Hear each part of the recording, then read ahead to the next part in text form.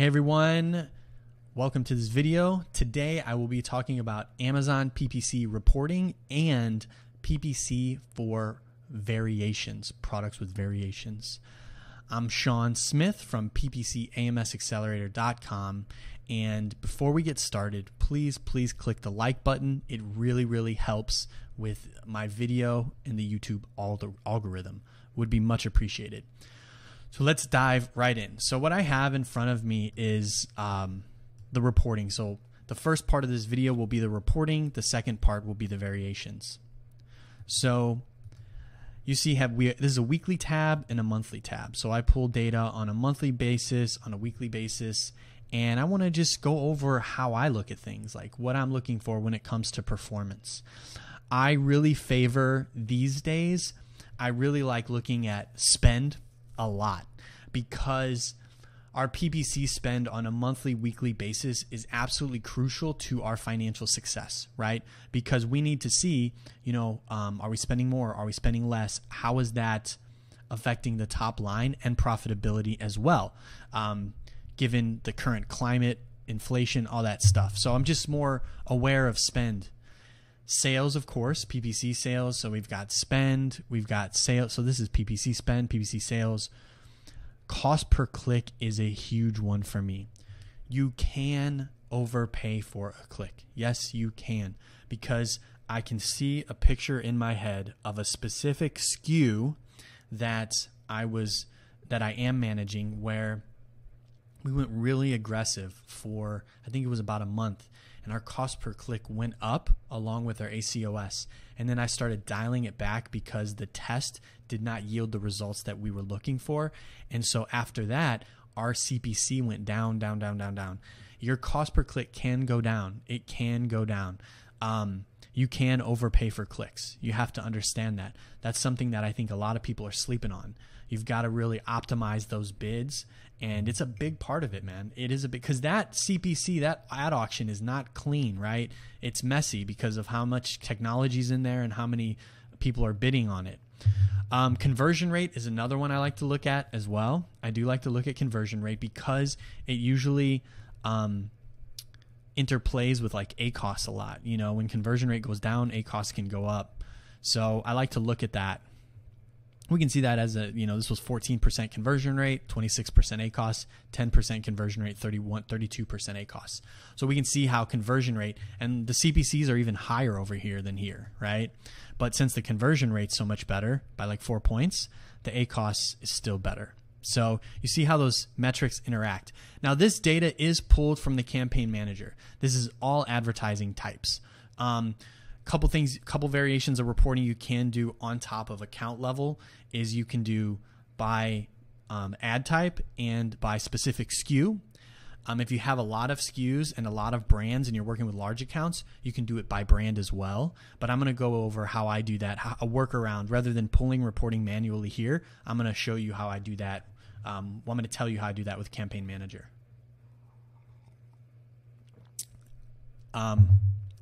So average order value is another one. I think this is one of the most underutilized metrics, because it's really important that you think about, hey, can we increase our product price?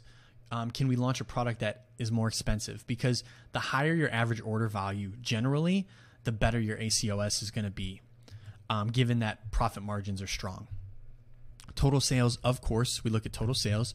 We look at PPC to total sales ratio. This is advertising to total sales ratio. ACOS, of course, and TACOS. So TACOS is a big one because, profitability can be really hard to track with large Amazon brands. I know that, if you can, that's great. But TACOS is another metric I like to use to look at, hey, how efficient are our ads? So our TACOS, I want it to be efficient, because if the TACOS is too high, then it could be cutting into our margins, right? Versus if our TACOS is too low, it might be stifling growth. TACOS is another one that I love.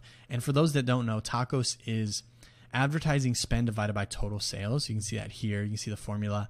And then PPC to total sales ratio is just ad sales divided by total sales. So, if you have your own Amazon business, or you are a consultant or an agency owner, or you consult for Amazon businesses, you want to have good reporting. And remember, it doesn't have to be all fancy and all that stuff. I think the most important part, at least for me, is that like they understand what the report means.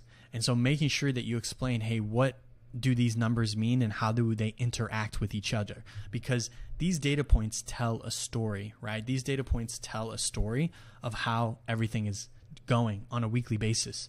So what I like to do is I like to make adjustments to things, and then next week figure out whether those adjustments actually yielded results. I can think of an example now where we basically, our tacos went from like a 6 or 7% to 4.8% because I really cut back on wasted spend, because we ran a test that, I mean, it increased sales, but it wasn't as profitable. So we dialed back spend and our tacos went down, as well as our ACOS. So, we want to look at these numbers and just learn more about how to use them to make decisions for PPC, right? And one of the reasons I like to do aggregate level is because one thing about data is it's not the most data having the most data. It's having the most practical data, right? Some people would say from a statistician's standpoint, you would optimize bids based on 5 years worth of data, right? Actually, I don't know if that's true. I don't know anything about statisticians, but a lot of people in the data space is like, the more data, the better. Actually, I don't know. I don't know any. Now that I think about it, I don't know. But that's how I've always thought. So, but now I think about, hey, it's about practical data. What are practical things we can do? What are practical numbers that we can look at? So that's what we like to do here with reporting on the advertising side on a monthly and weekly basis, and just looking at how things, and really like, what's the goal here? What's the point of this report? It's a couple of things. It's to show the performance for that time frame.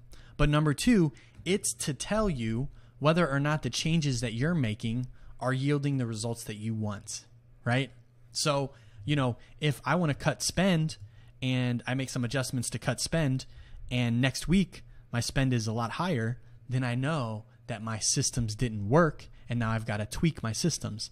That's how you iterate your systems for the reporting side, or for using this reporting for actionable items. So that's kind of like how I do reporting. Now, when it comes to like SKU level and brand level reporting, depends. Like I have accounts where we have big brands and each brand has like 20 SKUs, 30 SKUs.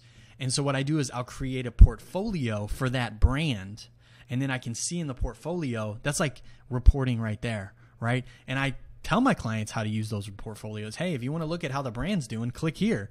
And then I also report on it, because you can use Amazon's Campaign Manager as a reporting platform, right? I mean, it's definitely not as good as some reporting platforms where you can integrate all the data. For sure, I agree with that 110%. But we've been using it for a while now, and it's helped us get to where we need to go. And so that's kind of like the reporting aspect of it. Also, if you have a smaller SKU count, if you've got like a small amount of SKUs, it's not hundreds of SKUs, you got a smaller amount of SKUs, you can create portfolios for each individual SKU, and then that way you can report on the performance of those specific SKUs. All right, so that wraps up kind of like PPC reporting. Variations. So last night I was asked about, hey Sean, how would you, let's say you have a product with 3 variations. How would you launch a product that has 3 variations? And then how would you approach PPC for products that have 3 variations, but they're already mature in the market? So let's go over this one right here. Launch. So what I would do is I would figure out which variation out of the 3 variations we believe is going to be the best performing variation. A good example is like black. For the most part, when it comes to variations, black does the best, right?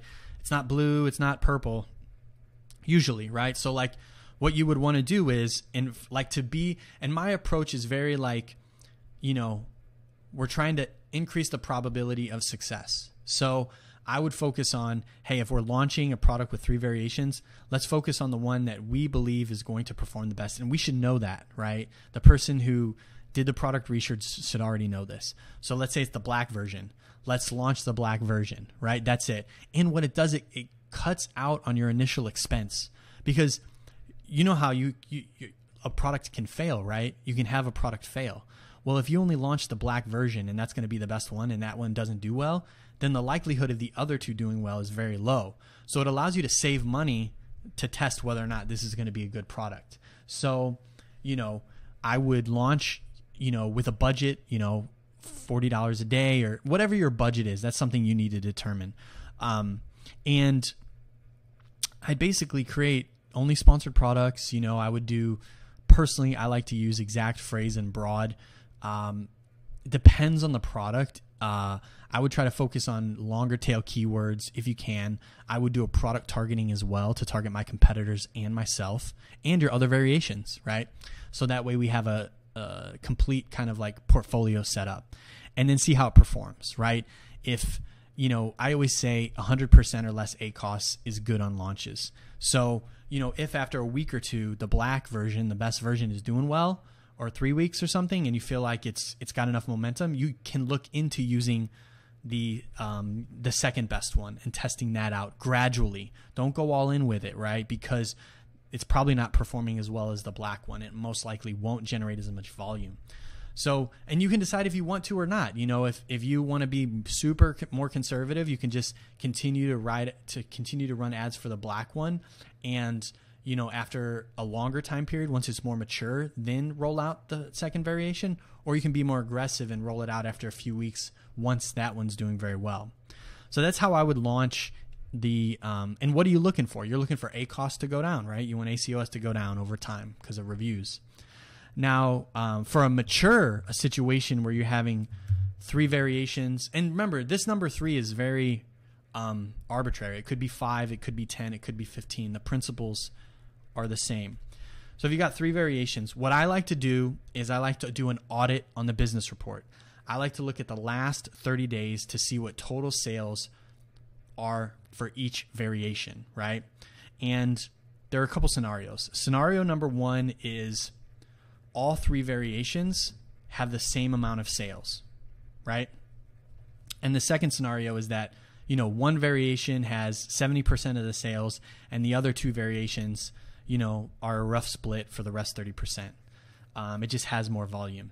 In the situation where all 3 of them if all 3 of them are doing like $30,000 a month, dang, just run ads for all 3 and you'll be good to go.